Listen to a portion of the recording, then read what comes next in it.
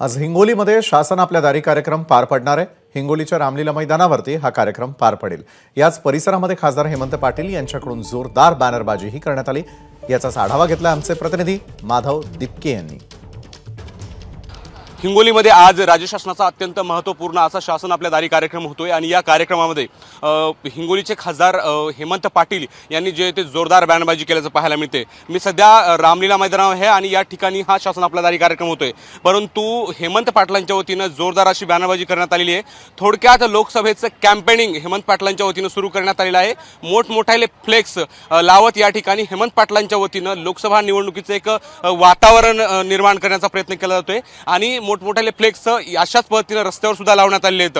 आणि मागील अनेक दिवसापासून जी चर्चा होती हेमंत पाटलाची उमेदवारी जे ते धोक्यात आहे, परंतु काल हेमंत पाटलांनी जे ते अनेक भाजप नेत्यांच्या सुद्धा भेटी घेतलेल्या आहेत। मुख्यमंत्री एकनाथ शिंदे यांच्यासोबत सुद्धा ते वारंवार संवाद साधत आहेत। अगदी काहीच दिवसापूर्वी हेमंत पाटील यांनी देवेंद्र फडणवीस यांची सुद्धा भेट घेतलेली आहे।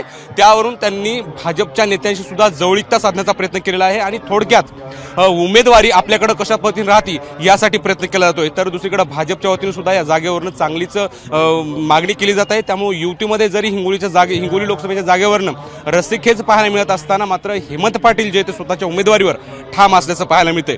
Camera person Dhananjay दारुंटेसह Madhav Dipke, ABP माझा। एबीपी माझा, उघडा डोळे बघा नीट।